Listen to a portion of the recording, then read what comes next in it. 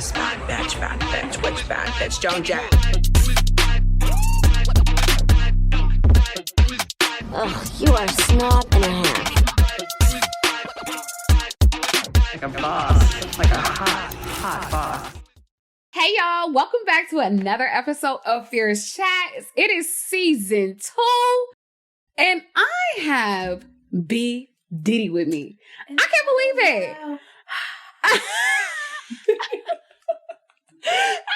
I love the energy. How are you, babe? I'm so happy to be here. I'm so happy to have you. I'm feeling incredible. I'm happy to be a guest of the coveted Fierce Chats. I mean, this is the hottest podcast in the city, so No, period. happy to be here. Oh, I love it. Get into it. Come back to us. We already want you back. Period. How was your weekend? The weekend has been pretty cool. A lot of moving around in the process of moving into the new house. Oh, exciting. Congrats again. Thank you. Congrats again, babe. Getting all that situated and just, graduation stuff, graduation parties for friends. Just a lot of moving around. I feel like, you know what? I don't know why. I was just like, wow, is this what we do in the summer? It's hella graduations. It's like hella, but that's cool though. And then of course, for my weekend, I already, I've shown my ass. Ooh, and I wasn't even gonna bring it up. You wasn't gonna I wasn't gonna call you out. But you already put it on the playground, so let's see it through. Girl, I can't believe myself. I am beside it. It happens. I'm literally beside it. But anyways, babe, so we're here and I want to play, to get us started, I want to do a little intro. But before we do intro and have a little game, let's break for a commercial and we'll be right back.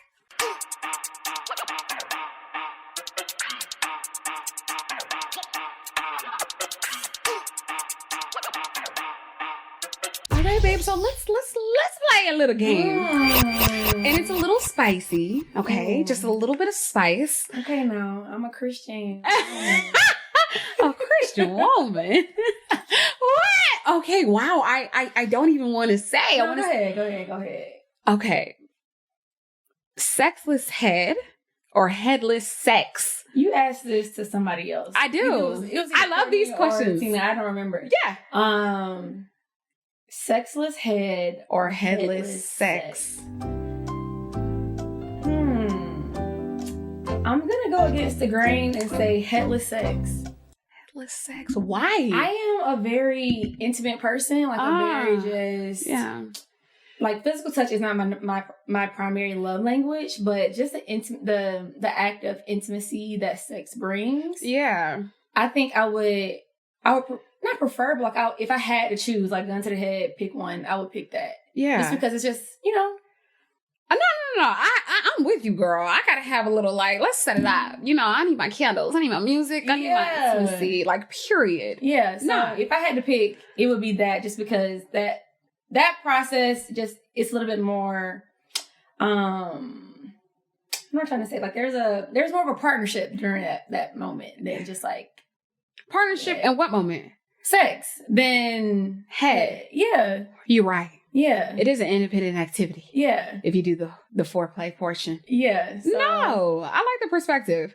Okay, girl, I'm with it. I'm into it. I know that wasn't as spicy as, No. Wanted, but. No. And these are, no, but No, and this is really why I have the questions to kind of we want to get to know you. True. We want to see what your perspective is. And I ask the same questions and they're all different. All the responses are different. Okay. Who is your celebrity crush? Who is my celebrity crush? I had a few. So my very first crush that I can remember, celebrity, was Usher. I vividly remember being 5 years old. And his video for Nice and Slow came out. That's the first video that I have a recollection of. Girl, when were you watching Nice and Slow? When I was a kid, ma'am. No, I'm calling them immediately. I'm calling them folks. MTV now, VH1, they're all reality down. But back in the day, we had music, we had the videos, we had the plot, the beginning, the plot thickens. Right. We had those videos. So we sure did. It was just playing in the background on TV. And I remember that video. And he was gyrating in the camera. Gyrating? Okay, Okay. So yeah, that was my crush. That sparked the crush for Usher. And then Chris Brown, of course. Of course. A staple. He's so problematic, guy. He is so problematic. He's so problematic. But it's just something about him. Like, even when he be looking, he goes in and out of his stages of looking like healthy and unhealthy. Yeah. Like he's battling with something. But Skinny bitty. still, yeah. It'd be right in his face. It'd be in his jaw. It'd be so sucked in. It's so sucked in. But I mean, I like him. I do like him. I'm into it. And I love me some CB. Yeah. Yo. And then I have a few like Derek Luke, Mike Epps. Mike Epps is very attractive to me. Oh God. Don't do that. Because y'all keep, and y'all gonna keep. I mean, Courtney said 50 Cent. I don't know where she got that from. Mike Epps is of, well, I guess not equivalent. Huh? Oh. Zeta, yeah. Yeah. Oh. I feel like I have more. Nas. Oh my God, Nazir Jones. Nazir Jones, honey. That man is getting finer and finer with age. Oh, yeah. I feel like I'm not into that either. What? No. Nas? No. He has such a laid back, like, I'm that nigga demeanor. And that does something to me. Like, in addition to him being super fine, but like, he just be like, yeah. I'm gonna say, I mean, Nas, he's attractive man. He definitely is an attractive man. CB, period, I'm with you on that. Mm-hmm. Mike Epps, I'm gonna have to leave you on that one. Not gonna be able to do it.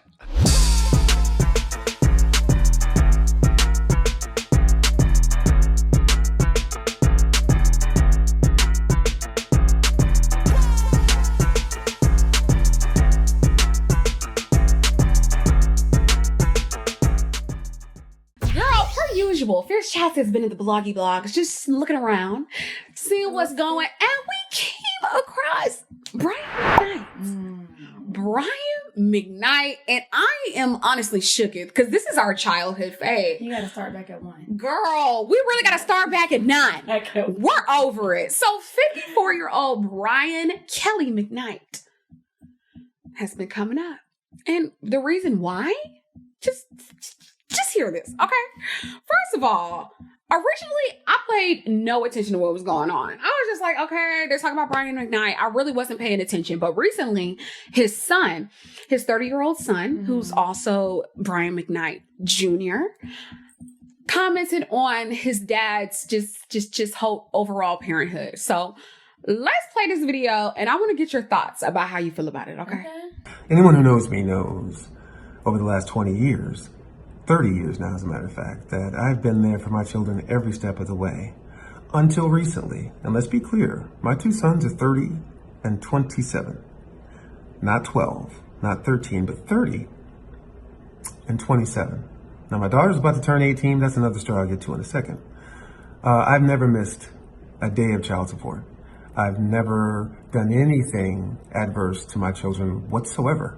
So after listening to Brian McKnight, just offhand thoughts, what do you think about that? What do you think about what he just said? I think it gives slightly unhinged, but it also gives like, why are you sharing this with the world? Right. Like, I understand family issues and things happen, but you didn't have to come on the internet and discredit anything. Period. You didn't have to say anything. Just handle it, or don't handle it. But don't address it for us, because now we're looking at you sideways. Girl, that's not even the thick of it. I didn't even want to lay it on to you too much, okay? So here's what has me concerned. What has me concerned is that Brian McKnight named his 30-year-old son, his oldest son, Brian McKnight Jr. Mm-hmm. He now has a new family. I guess you call it new? I don't know what to say. Like, he has a second family. Whatever. And they had a son. And their son's name is Brian McKnight Jr. Oh, hell no! What in the living hell is happening? Spicy. So why in that? This man named his new son Brian McKnight. I just call him unhinged. Unhinged. I'm like, one is like a dream come true. Like, What dream? What dream? What dream? This is kind of like, it's literally not I'm like, Brian McKnight, I'm taking it back. So I just feel like, even just overall, listening to a Black father discuss what he is to his children. He says, I've never missed a day of child support. And I know that men overall are providers, right? So I guess he's labeling that as, like, it's good to pay your child support, but I feel like that's the least you can do. I mean, that's just my personal opinion. Bare minimum. But I think that just overall society has had like different impacts on what we even accept from fathers. And then in our culture, what we expect from Black fathers. So do you think like societal expectation or stereotypes of fathers, do you feel like that's changed over the years? No, I think from jump, society has expected fathers and Black fathers in general to step up, to be in their kids' lives, be it, physically, financially, just being a role model. I don't think that has changed, And going back to what you just said about Brian, like saying that, he paid his child support on time and yada, yada. Speaking from personal experience, like my mom was a single parent and single mother, and my dad also never missed a payment of child support, but that didn't replace the need for his physical presence. That didn't replace the need for having that just father figure in the home, in the actual home. So for him to kind of equate that to being an actual parent, especially like knowing what a single mom or single parent has to go through to really care for that child and build up that child, it's like, again, it makes me look at you sideways, because if you as a grown man, like, feel this way, why aren't you understanding that there's so much more than just providing money in these types of situations? So to your question, I feel like, society has always had these super high, maybe sometimes a little bit too high expectations for fathers, for Black fathers, but it's necessary because we know the type of the lift that women and mothers take on when it comes to raising kids. So, and not just their kids, like women raise our communities. They take on the responsibility of raising our villages. So I think that those expectations are there from society because we see what the women and the mothers go through. So yeah, it may be high to some men, to some people it may seem like it's unachievable, but women are doing it. They're doing it. It's hard. Life is hard, So no, I'm with that. I think I completely understand what you're saying in regards to that. I just think that, just like you said, sitting here paying for different things, kudos to you. You don't applaud a fish for swimming. You don't applaud a fish for swimming. Thank you. Nice. That's what, and I'm just like, having a bonus mommy view in regards to things. My child was going to camp and he needed some ice cream or whatever, and then he needed some money for that. So I gave him some money. But in regards to it, I think he got the wrong one or one that he didn't like or something like that. And they called me or whatever. And we talked to him. We made sure he was okay. We made sure he was encouraged to have that ice cream and be in a space where we were not there. Because just giving him the funds and doing those things is not enough. It is not enough, especially my Black boy Joy. I feel like I really want to make sure that my child, that I speak to him, that I talk to him, that he talks to me. He's so smart. So he's always telling me different things. And I want him to tell me how he feels and different things like that. So I'm like, you pay some child support, cute boo. But like, how your kids doing? What's the mental health scale? Period. You don't know. Period. Because you're sitting over here talking about you ain't caused no adversity. Sir, look up the word. I'm convinced you don't even really know what it means. Girl, it's crazy. It's so crazy. And those like, even that little moment, Amir probably will never forget it, but it's like, you're building up that chest of memories that he can refer back to and be like, dang, like, Cha-Cha and Dad, they were there for me in that small moment. But I knew no matter how small of a gesture it is, I have my parents. I love that. So that's doing the work. Right. Doing the work. Do you think that there are like just challenges that Black fathers may face that maybe, I don't want to say discourage them from being, but like, do you think there's challenges that are in the way of them being as present as they could be? Absolutely. Absolutely. So again, to tie back to my personal relationship with my dad, it has been strained, not in the sense of like, anger or things like that, but just a matter of, again, going back to the original segment, like, Right. I'm a person who is very tied to connection, very tied to building relationships and kind of thriving on, the connection that has been made to sustain the relationship, if that makes sense. Right. So when I say strain, it's like I didn't know my dad because I didn't know him. He didn't really show up a lot for me. So within the last year, like the latter part of last year and currently today, my dad and I have been reworking our relationship, like trying to, learn more about each other. We've done a few sessions of family therapy, and it's been very with beneficial. your mom too? No, just me. Just you guys. Yeah, Okay. just us. And it's been really eye opening. And to tie it back to your question is like the thing with dads and with parents in general, they're humans. Parents are human. They go through things. They have ups and downs. They have challenges. They're not built with a parent manual on their damn palms, in their brains, you know? Right. So the thing that I've had as I've gotten older, but also just in conversations with him, it's like life happened to him. Life is happening to all of us while we're going through these things. And unfortunately, the kid is the one getting the consequences of that. But still, it's like, if you were in that situation, what type of grace would you want somebody to give you? What type of patience would you want somebody to give you? And it sucks, but it's like the saying goes, like, when you know better, you do better. It's like, I would love to just hold on and harbor all this anger and resentment and disappointment, but it's like, I know better. I know, like, I would want somebody, to understand where I'm coming from when I'm laying it all bare. He's told me everything he's gone through and all the things that were kind of challenging him to not be the type of parent I needed. And it's like, I can't fault you for that. I know how hard life is, and I got it pretty good, so. Strength, because I have my own struggles, Of course, we've discussed in regards to my dynamic with my mom. Yeah. And truthfully, I'm not there yet. Yeah. But I feel you in regards to understanding the process of grace and understanding in the space that you're at.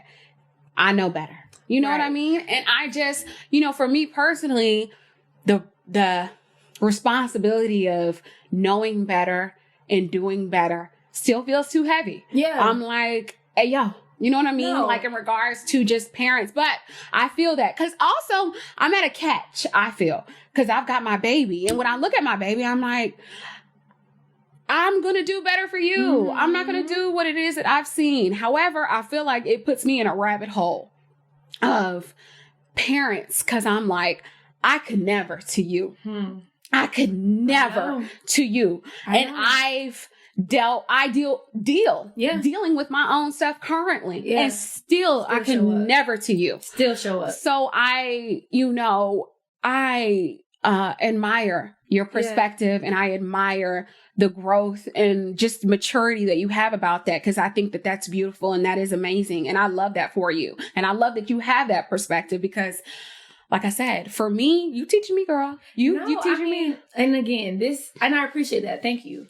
But it took a while to get, like, I'm 30. So it took me 29 before I was ready to really dig deeper and really open up that relationship again with him. Because I had, when I got engaged, I called my therapist and I was like, my dad's not coming. Like, my dad isn't coming to my wedding. His family won't be there. Like, and I feel found that he's not walking me down the aisle. XYZ.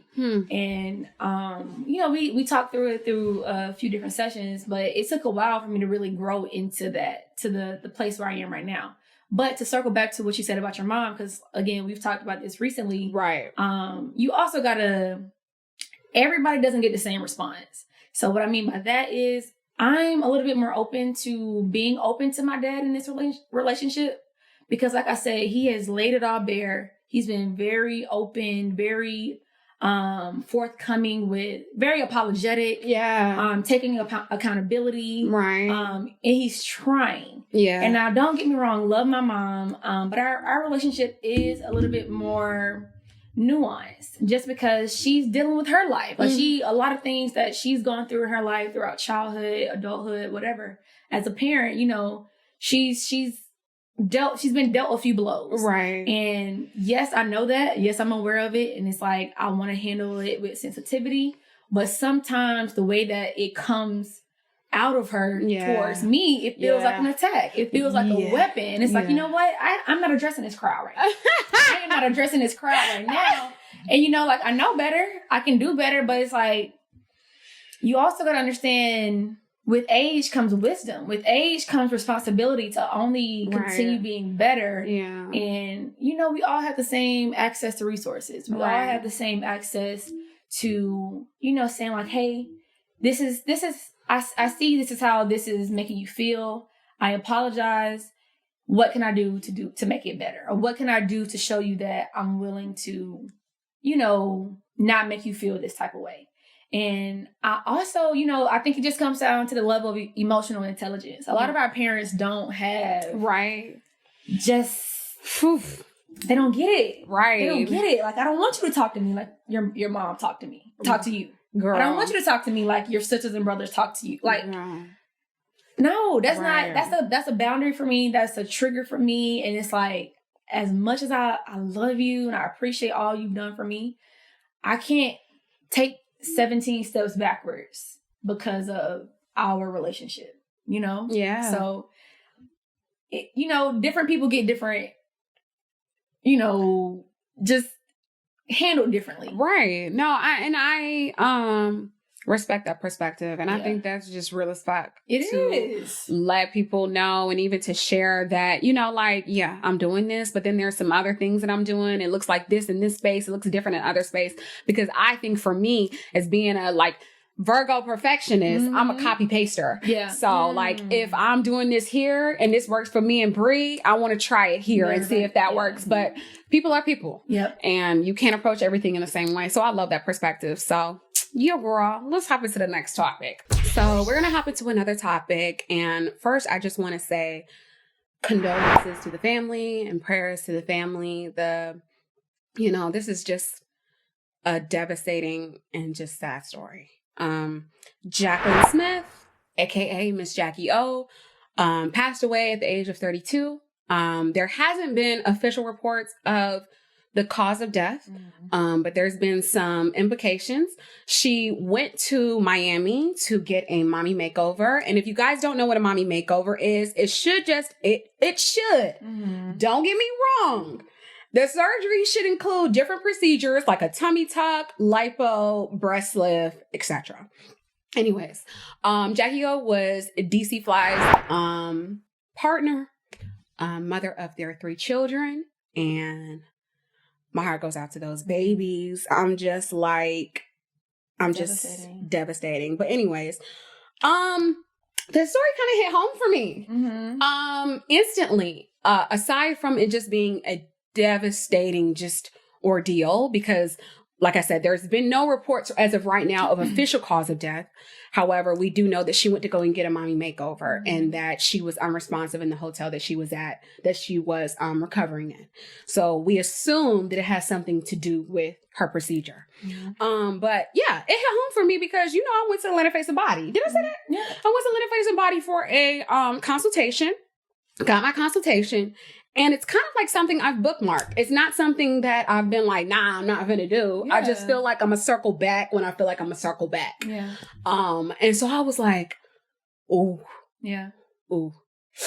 Wow. And I'm just like, at first I was like, should I still get plastic surgery? And you do know, I mean, with any surgery that there are going to be risk, right? Yeah. And I'm just like, this is not about size, but it's just like, she passed away, but I don't know. Do you think there's like a common misconception about plastic surgery?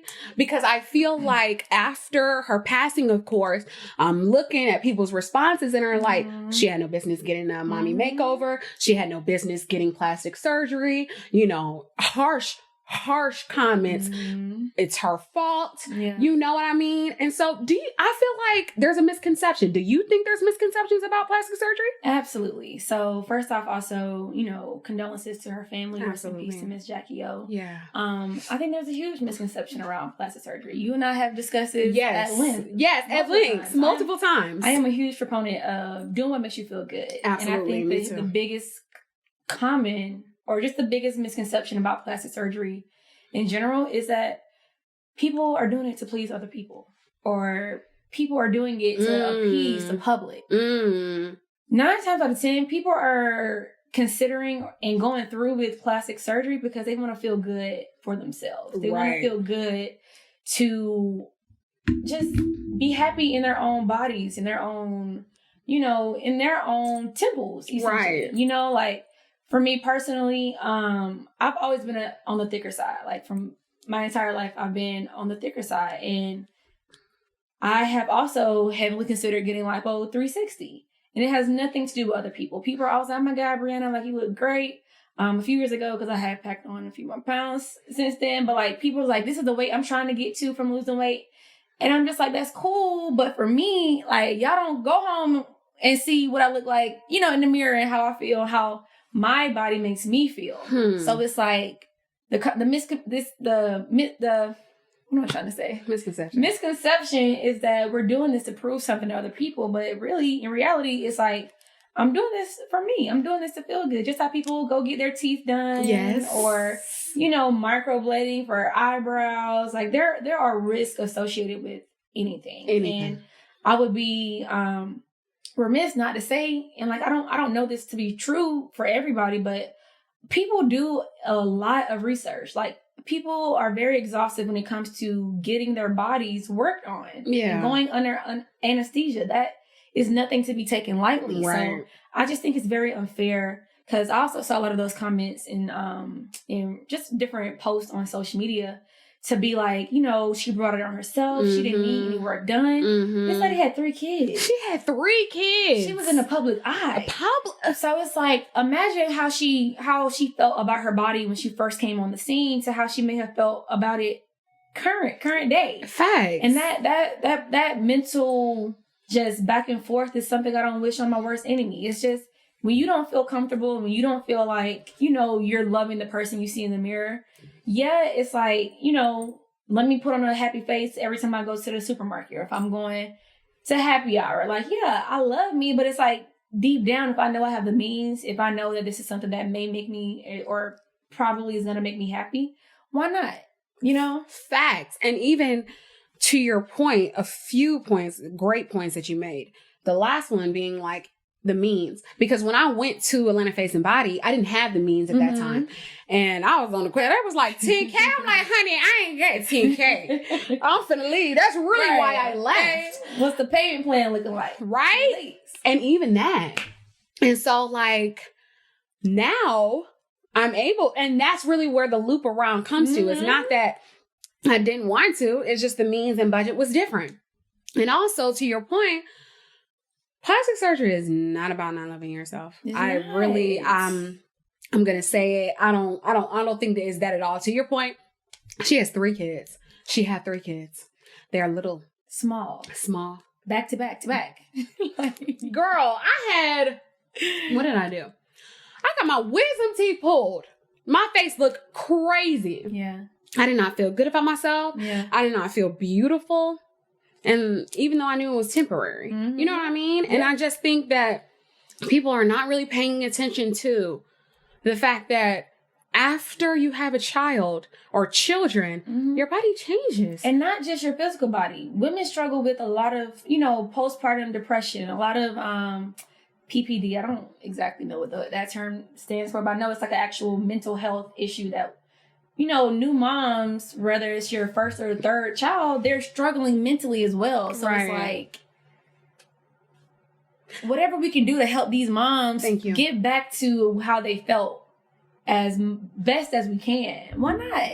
Yeah, no, I agree with that. In regards to just overall mental health and things like that, like that's what, you know, when I got my wisdom teeth light, not even close to what we're talking about in regards to things, very light. And when I felt that impact, I was like sleep depressed. Yeah, I was like, I don't even recognize myself. My eyes, the doctor told me that I may have a little bit of swelling and my entire face swole up. Yeah. In addition to that, I had just moved in with my husband. Mm-hmm. You know, we had just got engaged. Yeah. And now I'm not only exposing myself, but now I got an audience. Now you got to see me. And to your point, you said she's in the public eye. Mm-hmm. So she's got whoever it is that she normally interacts with. Yeah. And then a whole bunch of motherfuckers who she don't even know. Knows. Yeah. Who don't even know what her day-to-day may be. From what I can see, obviously no personal knowledge of her, she seemed to be an amazing mother and prioritizing her kids. Yeah. And like I said, I'm a bonus mommy and all utmost respect to mothers. My glimpse into seeing that, girl, what? If I could have a moment to make sure I feel back to myself, that's what I'm finna do. And to that point, it's also important for her to model that to her kids. Right. If she's happy, her kids are gonna, you know, feel better about themselves. If she's, and like, again, like self-love is also important in any stage. So I'm sure she was still loving herself before she decides to get the surgery. But it's like, imagine that confidence boost she was going to have in front of her kids after the surgery. Like, imagine how she was going to feel post-recovery. Right. And like seeing her little girls being like, dang, mommy really loves herself. And mommy, you know, it's just radiating high self-esteem. You know, and not to say that you have to have those things to have high self-esteem, but that's something that she wanted and something that was going to add to her story for her kids, for herself and her kids. Right. And I feel like, you know, because of the fact that we've got social media and things like that, we got things a little quick.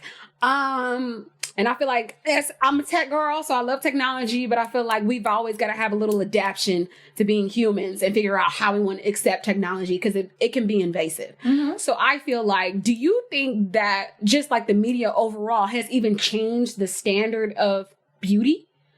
Absolutely. Absolutely. I mean, speaking for social media specifically, you got your Kylie Jenners, your Kim Kardashian, Jada, wait a minute. Ari, I want to be Jada, wait up. Literally. And again, nothing wrong with them getting their bag because a lot of their products are focused around how their bodies look and how they're portrayed to their audiences. Yeah. But it's because they have these huge followings, most of which include a lot of young girls.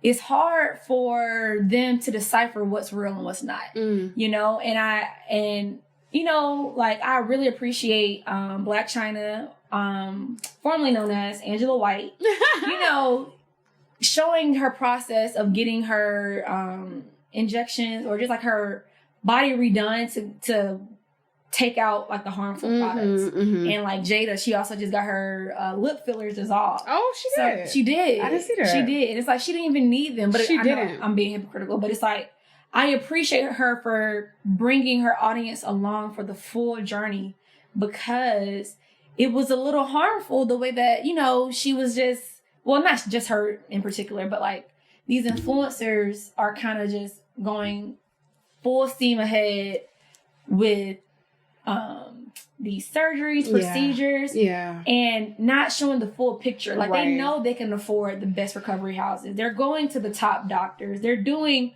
you know, every single thing by the book. Whereas, you know, Miranda from the country, she's just going to the easiest, you know, cheapest place she can find and maybe cutting corners to get what she wants, to get that ideal body or just look that she's going for. So I definitely think media has kind of done the plastic surgery world a little bit of a disservice by not telling everything, not showing everything. And again, like I said, people should be doing their own due diligence, but it's not as simple as that. Yeah, I agree. I do think that, you know, the media, the influence of beauty and all those different things, what you said about being able to decipher between what's real and what's fake, that's me too. I've been sitting over here, you know, I got my little home gym we're starting in our garage, and I'm like, yes, I gotta have this, and that, even that. What I'm even aligning up, you know, going to work out and aligning that up to be.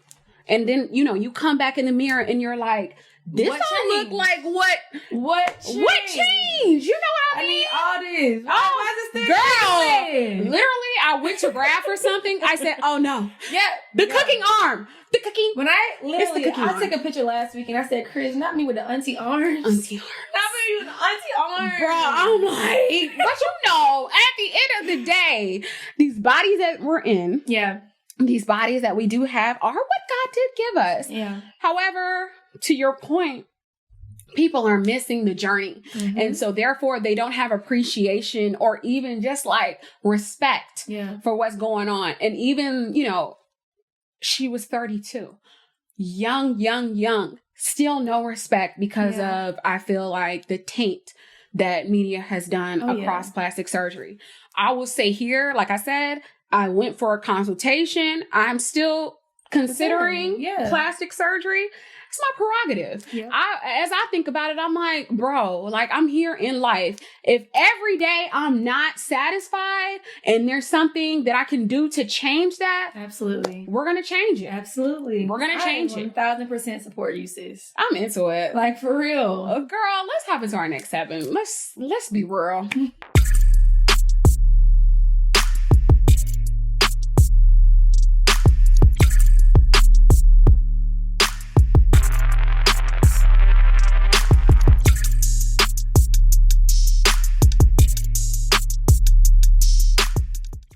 The journalist, turn up event extraordinaire, the homeowner, All of the team. bride to be.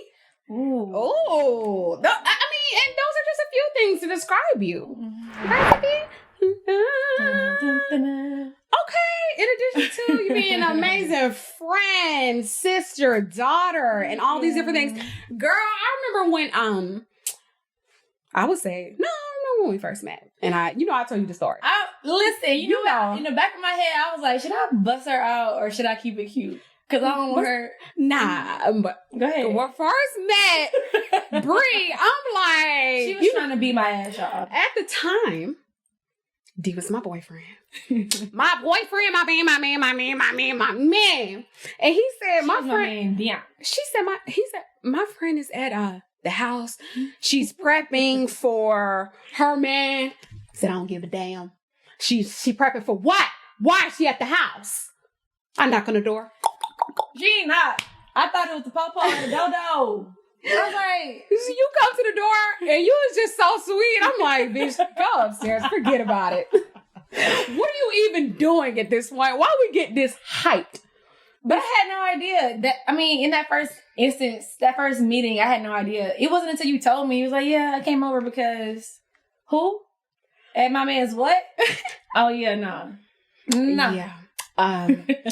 Not my better days. You know, I've grown since then. Absolutely. Girl. Sister wife. What would I do Okay, without period. you? Sister wife. Literally. And so, I just wanted you to share with our viewers, with our audience, just a few gems. Just drop a few gems on us. You know, I do what I can. You know, and you live in this city. You're a homeowner. And we just want to pick apart your brain just a little bit for just a little second. And I was living in the city too. I'm back in the burbs now, or whatever, it's real quiet or whatever. But I feel like there is some misconceptions about the city too. Yeah. And so do you think that the city has provided any like personal growth or helped you with personal growth or anything like that? Just being in the city environment at all? Okay, so yes and no. And the reason I say yes and no is because I feel like I got the most of my personal growth like back at home. So I'm from the country. I'm a country girl, southern, dirt road, Southern belle. like picking watermelons and green beans and all of that stuff. Too far. Yeah. Country down. Hit him Shout back. out to the 229. Hit him back. So the reason why I say yes and no is because I feel like I got the most growth that I needed to succeed in the city. So it's two part. It's like I needed to be molded to get you know, my resilience up, the how to be more observant, how to tap into my common sense. I got all that stuff growing up in the country. And like, you know, my hustle muscle, like having to flex, just working very, very hard to get to where I want to be. But as far as like moving to the city specifically, I really think, I don't know, it has opened up my level of appreciation. So I know that's kind of surface level, but it's like I appreciate Publix being 5 minutes away. I appreciate the fact that if on a good day I could walk to work. I appreciate, you know, like I have a lot more luxury, you know, in a 10-mile radius for me, because it hasn't always been the case. So the reason why that's such a growth moment for me tied to the city is just because like I didn't really have that appreciation before I moved into my home. Like I love my house. Like I said, we are about to move, but it's like I love my condo because I bought it for me. I bought it, you know, like it was something, my biggest purchase I've ever made so far. And it's just, you know, it just opened up my level of gratefulness and appreciation. Like that's something, not to say that I was ungrateful and unappreciative before, but you know, it's just helped open my eyes to appreciating receiving the things you really worked hard for. So what made you even purchase in the city? Ooh, again, I'm from the country. So I've never lived in the city. I've never, like, the closest city to my hometown is Albany. And that's, what, 35 miles away. Albany at that. And big city, you know? So no big buildings, no hustle and bustle. It's still very slow. I will never forget when I was in college, Tiana Taylor, she bought a penthouse. And it was the most beautiful penthouse, floor-to-ceiling windows. She had her TV hanging up on like this stone column, and like she posted a picture, like a picture in the daytime and then a picture at nighttime, and she had these neon lights, and I was like, oh my God, like I need parts, and I printed those pictures out, put them on my vision board, and just, you know, like put it there to kind of remind myself, you know, that's the point of a vision board. But right. In that moment, it felt so unattainable. It's like nobody I knew had ever bought a home. My mom's home, like it's nothing super lavish, but she did what she could, you know, to provide for her kids. Sure. But I never saw anybody actually go through that process of buying a home. I knew my means were very minimal. Again, single parent home, hope, pale, like working to the bone to survive, literally. Yeah. So it's like, you want a condo in the city with floor-to-ceiling windows? Oh, okay. But I mean, that's just how I've been as far as like setting goals and achieving them. Like you may not see the end result, but it's like I know me. So I think that's interesting. And I think that's a good perspective too, because you create something like a vision board, right? And when you create it, I feel like for me personally, I'm putting different things there. I didn't necessarily feel like, I don't know, like how you said, like at the time it felt unattainable, right? And I didn't really necessarily feel like the pictures that I put there was unattainable. But once I went back to figure out what it was I'm actually trying to do and where I'm going to start, it was. Yeah. So when things come into fruition, it's like, whoa. First of all, you did the thing. Period. I'm just saying, it is a beautiful property. Thank you. I came in there, I was like, girl, look at this view. Look at this view, ma'am. It's a stunner. You did the thing. Thank you. So what do you feel like, and even with that journey, what do you feel like someone has to, or maybe different characteristics that you need to endure the process of home ownership or ownership just overall? For sure. Definitely a lot of patience. Pack your patience, honey. Pack your patience. She says, pack your patience, put it in your pocket. And don't leave home without it, ever. I needed a lot of patience. I would say patience, the two biggest things before I go into my deep dive, patience and education. So patience for sure, just because as simple and straightforward as you think that process is going to be, you can have all your ducks in a row. Something is going to come up. Yeah. Prepare yourself for something to come up. Prepare for a water bill you didn't pay your freshman year of college to come up during that underwriting process. Lord have mercy. They're going to uncover the most uncomfortable parts of your finances. and lay it all bare. Yeah, they are. So that was tough for me. Only because, like I said, like I didn't really have a lot of models of financial stability growing up. I didn't have a lot of, insight and education on things I should have been doing leading up to this homeowner journey. Like I'm working hard. I'm making sure I'm paying off my debt. Yeah. But I wasn't making sure that I wasn't going about it the most structured way, if that makes sense.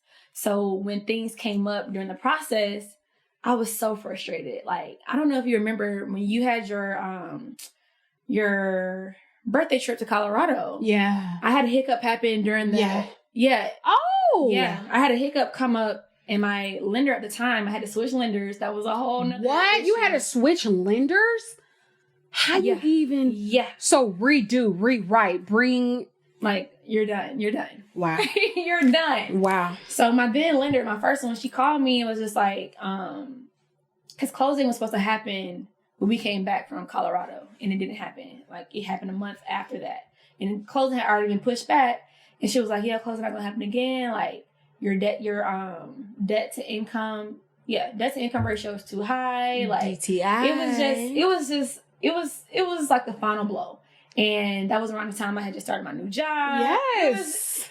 When I tell you, I wasn't prepared for my patience to be tried like that. And it was hard for me. It was hard for my relationship. Like, Chris, he always tells me, he was like, yeah, like, I didn't think we was going to make it during your homeowner journey. Cause I shut him out. I was just so disheartened that everything that I had been working towards was so close yet so far away. And things kept coming up. Things kept, popping up that I thought that it wasn't going to happen for me. And here I was thinking the biggest thing was me not being able to afford the house. And that was the least of my worries. Like it wasn't about even what I could afford. It was like all these other things, just making sure that everything was how it was supposed to be. And it was just so frustrating.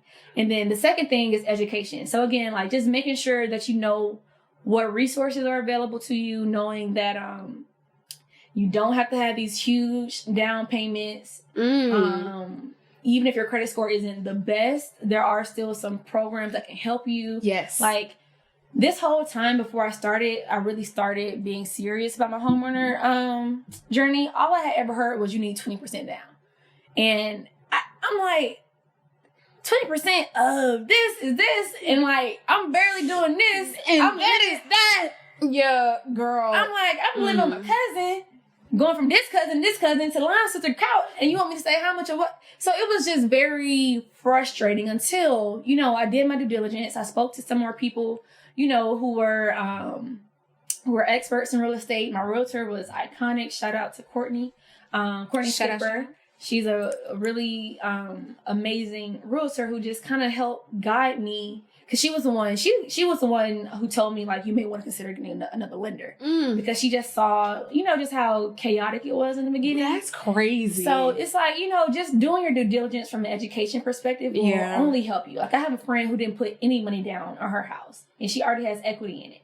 So there are options out there for you. So I know a lot of people are kind of discouraged because it's like, how am I going to get this money to buy this house? And there are ways. It's possible. And I think homeownership is so freeing and it's just so beautiful of an accomplishment. Yeah, no. And I'm so glad that you said that because that's a really great point. The down payment, all of those different things are cool. Having the resources are amazing. Do your research because you don't know. I really, like you said, I had not seen the process of it. However, I don't know. We did, of course we had our family home, but I really didn't know in the essence of patience. The lender for our home, we were in a, I forget the actual term, but it's temporary occupancy. And so we were, temporarily here in our home without actually signing or closing or having any of those things. But obviously, there's different things that you do. So they did have something from us for a small commitment, but temporary occupancy, because at this point, my family's homeless. You need somewhere to stay. We need somewhere to stay, girl. We had to get out of the apartment. We told them we about to close on this date. So I'm so glad you said that. And so I'm like, with that journey and all those different things and just having like the art of rest. And so are there any different things that you added maybe as a result of homeownership or different, lifestyle changes that you've had to just help you pause, rest, or relax or reflect it all? Did you add anything after that or anything change after that? Yeah, more money. Big bag. More money. She's in her big one. Like, no, and not even, from a well, I mean, obviously, yes, my job helped me get a bigger bag, but more money frees you up so much, and it's not even funny. And like I've been saying throughout the whole episode, like, I have had to hustle my entire life, and it's so frustrating. And this is a personal thing, and I don't want to say, it may sound borderline jealous, I don't know, but it's sometimes frustrating to see other people get things so easily, like having families who have the resources to give their kids a new car, or know somebody at a firm that they can go like, hey, Brianna needs a job. Like, I didn't have any of that. I have had to literally work my entire life to get the things that I want. So when I first moved to Atlanta, September 2015, I had 3 jobs. I had 2 internships, and I was working full time as a server at Maggiano's in Buckhead. Ma'am. And it's like, from that point until, let's say 2.5 years ago, when I got my first job that gave me a significant bump in salary, I was working. I had to say no to so many things. I had to hustle my way to get to where I am now. And the way that money has changed, the way that I approach my life, and not to say that I'm tied to money, not to say that I needed the money to kind of be more flexible, but it does open up a lot more flexibility in your life, because I don't have to go as hard. You know how JC, like, I don't have kids. I don't have to go as hard. Right. But it's responsibility. She said that, no responsibilities, anything. But it's really as simple as that. It's like, I know that I have a lot more of a cushion. I have a savings. I have substantial credit, at my disposal. I have a fiance, like I'm a TikTok like head ass. So like, there's this thing called this acronym DINK. So it's double income, no kids. Like, we're double income with no kids. And like, the fact that we both have relatively low to no debt, and our cars are paid off, things like that. It's just like, we have so much more flexibility in the way that we approach our lives, because we know that we have a safety net with our money. Yeah. And I don't want to say this because I don't want to neglect people's individual experiences. But again, for me personally, it's like, I have just never had this level of freedom in my life to really enjoy rest, to know that I can get my lashes done every 3 to 4 weeks, to know that, I can schedule a massage day, I can go to the Four Seasons and, do those elevated moments of self-care, elevated moments of, you deserve this and you can afford this. So really, money has really opened up the way that I'm able to enjoy my life the way that I thought I would be able to now. But I like how you said money, though. You said you save. You said that your cars are paid off. So you also prioritize things to give you that financial freedom too, as well, in addition to having different bumps and stuff like that. So those are all really, really great points. And girl, honey, I cannot tell you enough how important it is to do those things. Yeah. I mean, I also would say, like, not to interrupt you, but to make sure that I mention this, I have so much anxiety around debt. Yeah. Like, debt, it's kind of borderline, like, unhealthy, but interesting. I don't like being in debt. And Christian, he's opening up my mind to, like, it's okay to have a balance. It is okay. Like, it is okay. Not life or death. It isn't. But again, it's like, I have been so frozen in seeing people drive themselves down a debt hole, right? And like, not really being able to climb out of it, to where I'm triggered by the thought of like not having enough money, or not having, a safety net, or not having a really good credit score in the case I need to go buy something, or whatever. It's just like, my childhood trauma really is sparking a lot of things that I don't deal with now, because I can't handle it. My Right. anxiety cannot handle it. Girl, and let's hop into fierce facts. That's a fact.